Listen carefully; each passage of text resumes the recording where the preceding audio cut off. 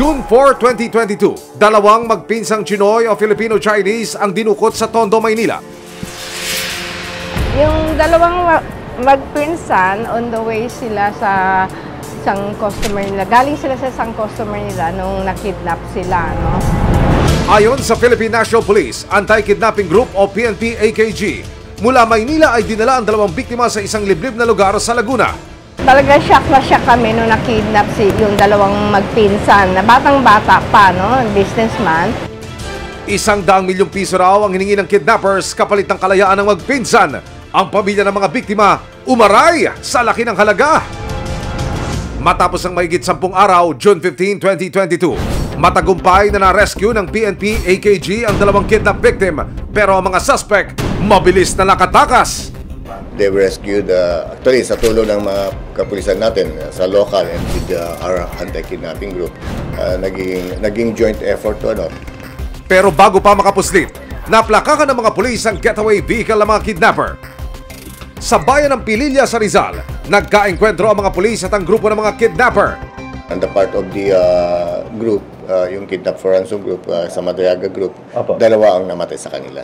Sa kasamaang palad ay namatay sa engkwentro ang isa sa mga miyembro ng PNP-AKG na si Patrolman Joshua Lingayo. Siyempre, siya nga may sangain na narigat, nasakit, natanggapin, nga natay di anak ko. Sa investigasyon ng PNP, lumalabas na ang mga nasawi ay miyembro ng isang notorious na sindikato, ang Madriaga Kidnap for Ransom Group. Ang leader ng grupo, kinilalang si Ramil Madriaga.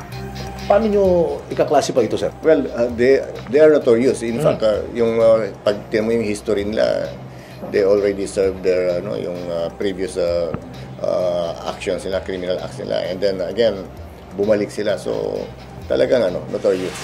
Ayon sa nakalap naming resibo, taong 1996 nang makasuhan si Ramil Madriaga dahil sa pagdukot sa isang Chinese businessman. April 30, 1997, guilty ang naging hatol ng Pasig City Regional Trial Court sa 3 akusado para sa kasong kidnapping for ransom at ang hatol, death penalty. Pero taong 2003, pinawalang sala sila ng Korte Suprema. Mula noon, business as usual daw ang grupo. Saan ho nakabase ang operasyon nito, Chief PNP, sir?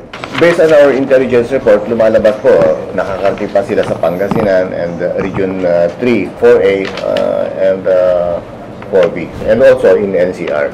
Kabilang nga sa naging biktima nila ang magpinsang Filipino-Chinese na na-rescue sa Laguna.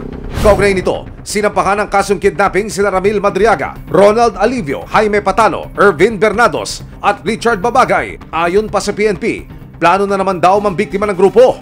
Yeah, that's what we are getting. Kaya talagang hindi natin nilubayan. Pag hindi namin tututukan to, marami at marami pang magiging biktima. Kaya bago pa man makapag-regroup sa bisa ng warrant of arrest nitong July 13, 2023, tinunton ng PNP-AKG ang hideout ng mga Madriaga. Nang makarating sa Rizal, hindi na sila nakapalag.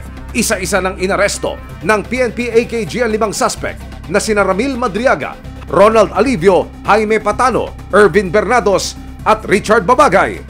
Habang pinoproseso sila sa opisina ng PNP, si Madriaga biglang hinimatay.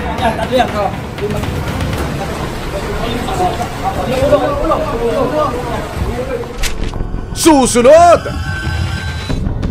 Para masigurong hindi na muling makakapag-operate, isang search warrant ang inapply ng PNP-AKG at Laguna Police Provincial Office sa isang farm na pagmamay-ari di umano ng mga Madriaga.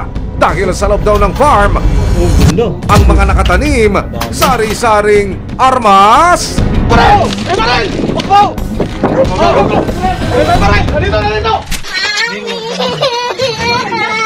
Ang sama ng loob ni Rudilin, may isa pa palang hugot.